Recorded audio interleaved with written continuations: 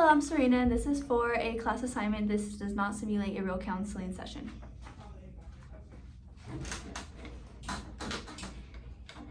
I'm Serena.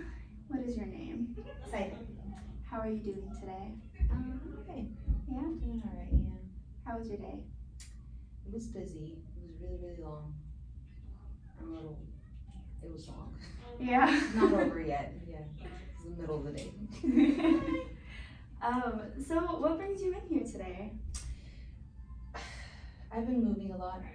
I moved twice in the past month, and I've noticed that I haven't been getting as much done as I need to get done, and it's the getting started.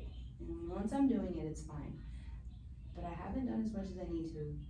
I have 3 kids, I have 2 jobs, and I don't have the energy to do it. So you don't feel like you have the energy to continue doing your moving because of your kids, your jobs? Yeah, I just feel tired, and I get home and everything's piled up on everything, and I want to get started on one pile, and there's another one, and when I look, there's stuff. So then I just, So besides feeling like tired, what else do you feel like you're feeling in that moment when you get home and you see that pile? Frustration. Frustration? Yeah. Frustration for sure. So then I just go and sit down or do something else. Devote attention to the children. I'm like, cool, we're gonna color. We're gonna color, and then that's. So would you say that like devoting your attention to something else kind of eases that frustration or those other feelings you might be feeling? I think so. I feel like that's why I've been doing it more, because I have been spending more time with the kids, and as far as like hands-on, sitting down kind of things, like coloring and things like that.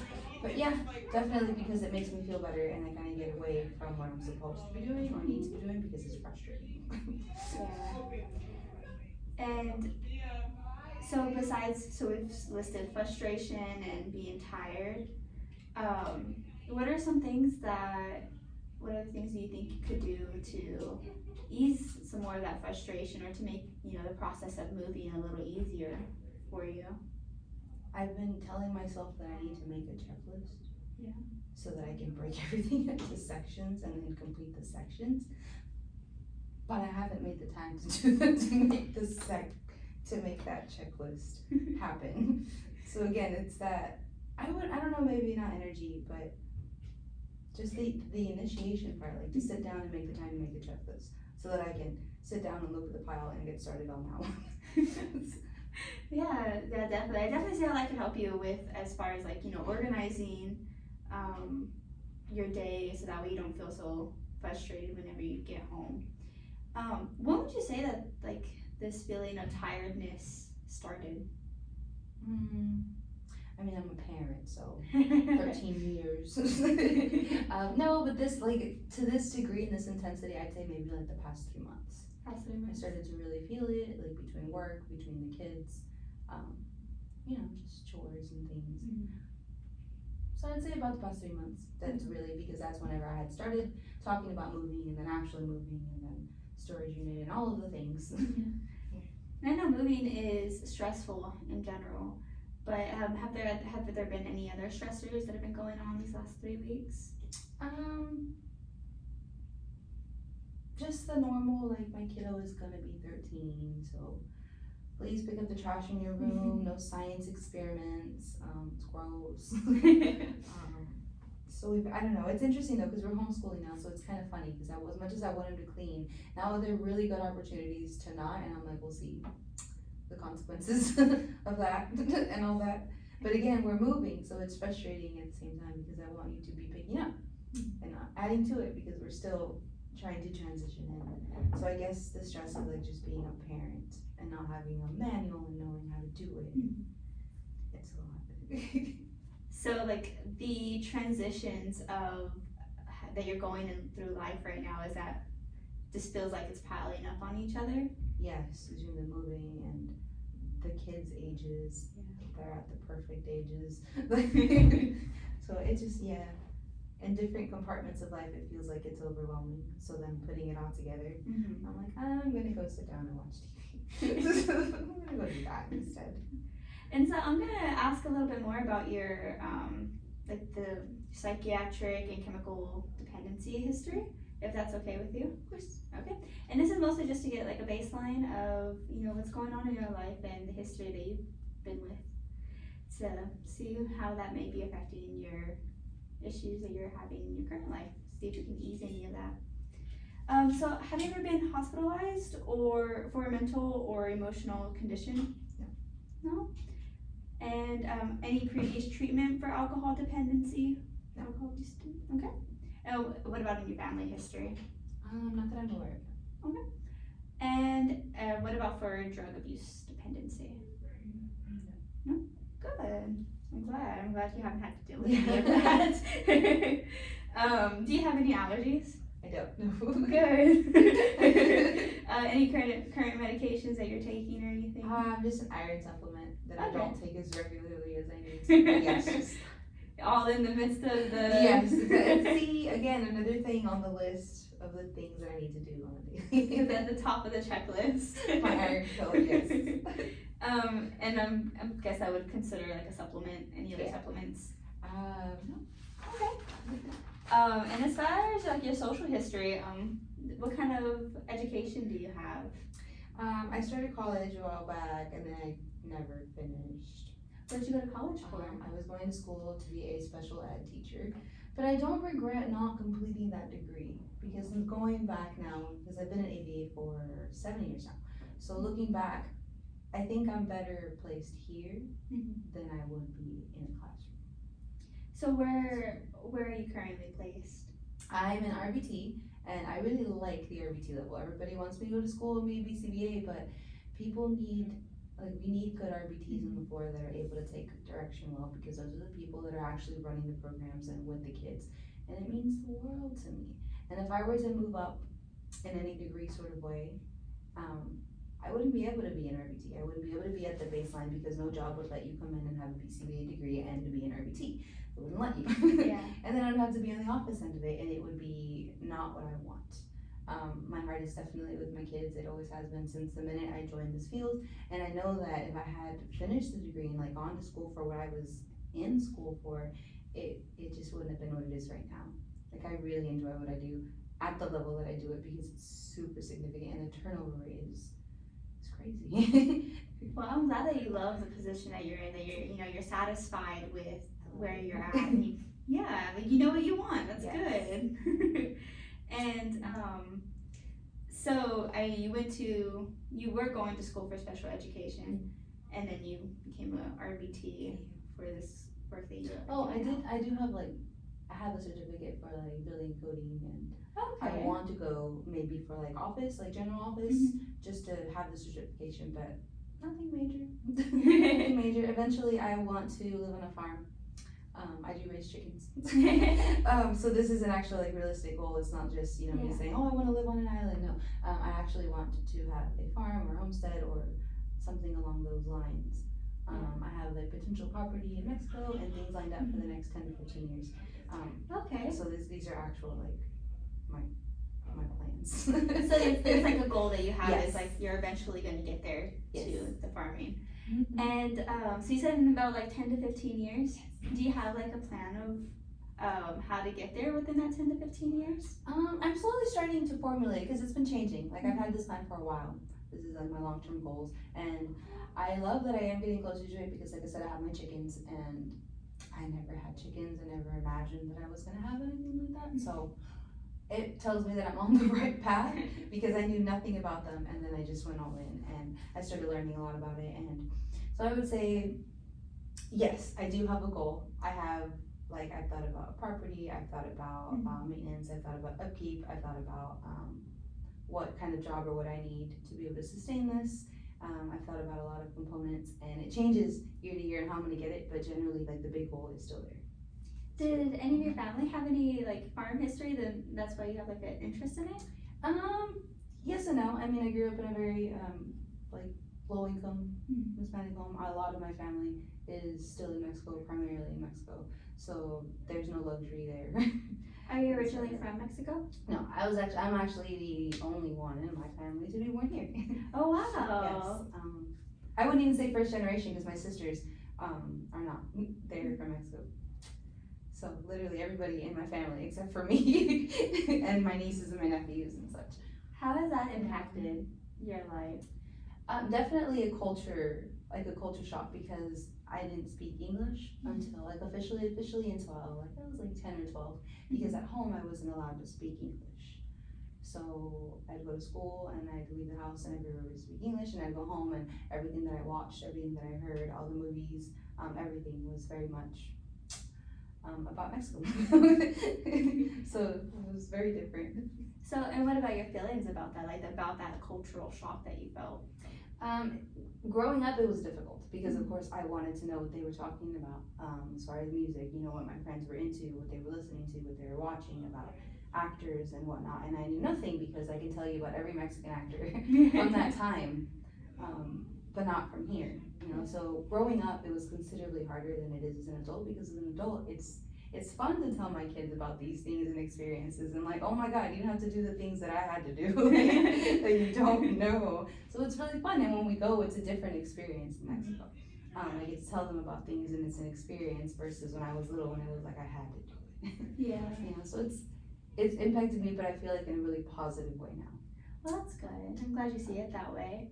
And so you mentioned that you don't have like the same childhood like that your boys are having. Not at all. No. No, I tried to give them some of the, not everything, but some of the luxuries that I wish I had and that I didn't have, and experiences and such. And again, I grew up in a very, very strict Hispanic household. So there was a lot of things that I wasn't allowed to do or that I couldn't listen to or couldn't watch because of the language barrier. If my mom didn't understand it, then I wasn't allowed to watch. Okay. That was the rule. So we have the same language. And I know you mentioned saying that you felt like you had to do it rather than, you know, I enjoy doing this, I enjoy learning. So what were, like, surrounding that specifically, what were some of the areas that you would feel when you would have to watch something, like if you had to watch something that wasn't what you wanted to watch? I'd usually want to leave, kind of like now with my fishing. I just want to go, like, fine. Or I'll sit here and then completely blank out and space out, and I would not pay attention to anything that was there or present. Mm-hmm. I'm assuming I did pay attention though because I remember a lot more than I guess I'm aware of until I talk about it. But I remember in the moment it was always very dreadful, and I always just wanted to go. Like I'm done. I'm ready to go. So would you say whenever you're presented with something that feels like too much for you, or that it's just it was bringing some negative feelings, that you would find a distractor for you? I definitely leave. I'm really good at finding a reason to not face this and focus on this and giving myself really valid reasons as to why this is more significant, why it's okay to put this on the back burner and focus on this for now. Okay.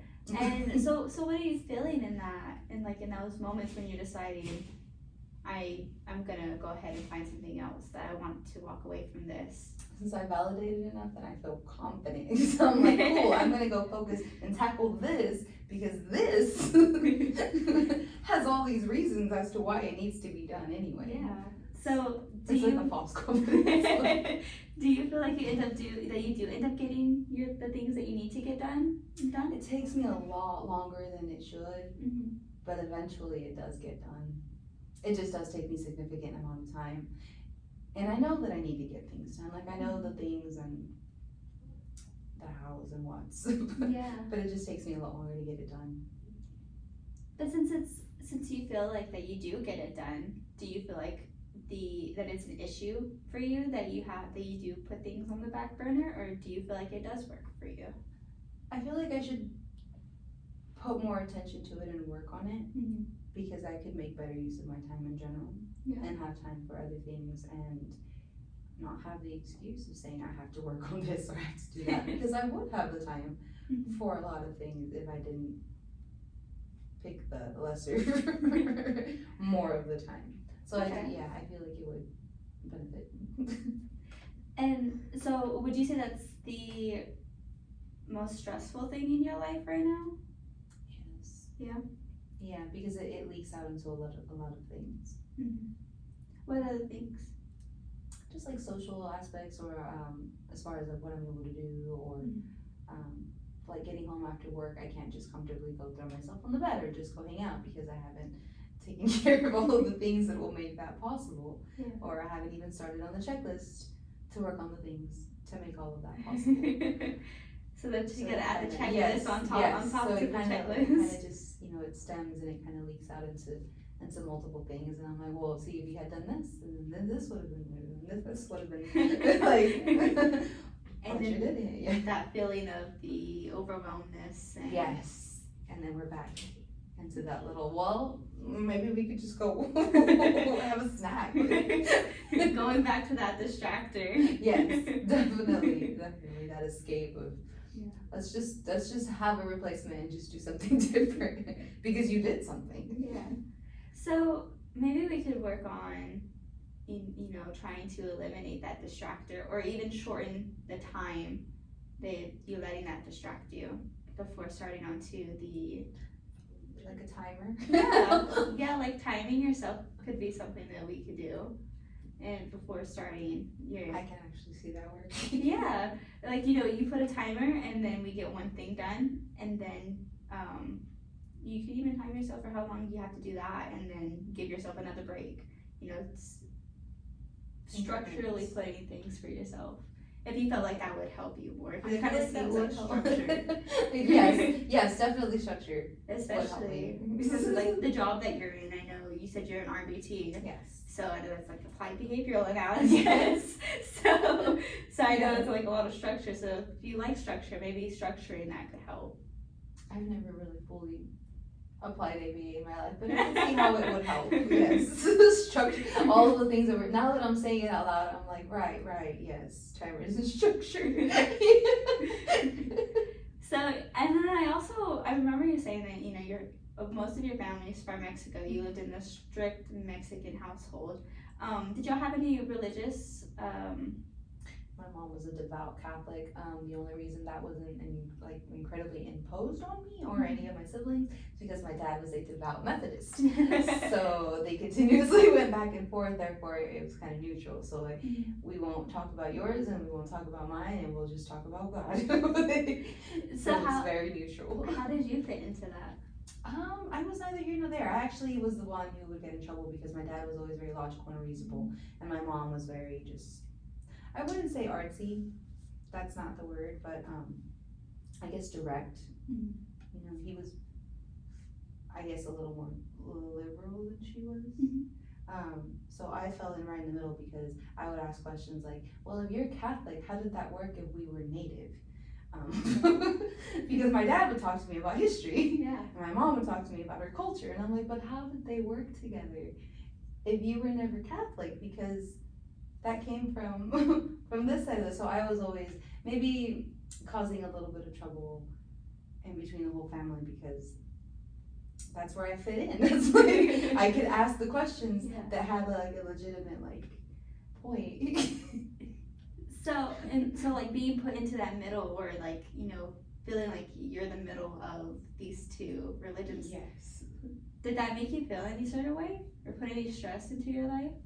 I wouldn't say stress. If anything, I feel like it helped me be a little more well-rounded because I had different perspectives and different versions of things. And again, I liked to learn. I always have. So I would listen to a lot of my dad's history facts and then look them up on my own, and then formulate new questions that I had to go and ask the family about religion and culture and all of these things. And it would maybe be a little bit upsetting because why does grandma pray to the but that's not what we believed in, okay? Because we're very Native American. Okay, so would you say that on top of that because you needed to know the answers to these questions, that again you needed that structure of like you needed to understand that's where this was going? Yes, I needed rationale. Like that does make a lot of sense actually. I want it to make sense. Yeah. Like, why? Because I don't mind respecting it, but I just need it to make sense. Why? And that does fall under structure. Okay. And so my last question about like social history, do you or any of your family members have any history of military? I don't think I only have one family member who's in the military. He was in the Navy. And that was a surprise to everybody because, again, his entire family is from Mexico. Okay. Including him. Including him. So that's cool. It's really cool to talk about, like, yeah. But just him. You look like you get excited. I do, because it's really funny because he's the youngest out of all of, the sibling, out of all the kids, he's the youngest one. And I mean, his parents are from Mexico, whole family, so he's from Mexico. Yeah. And then he joined the Navy, met a pretty little white lady who's my Aunt Carla, who doesn't speak an ounce of Spanish, and I don't know, it's really fun to talk about him and to watch him. It's great. Just his whole life's a little different. It is. It's so funny because he still has a really heavy accent, and I'm like, I love it. Well, thank you so much for talking to me. We can go ahead and, if you want to try, what we talked about today about the stressor in your life, and then next time we can dive a little more into what happened after you tried that. Okay, thank you. Thank you. I appreciate your time.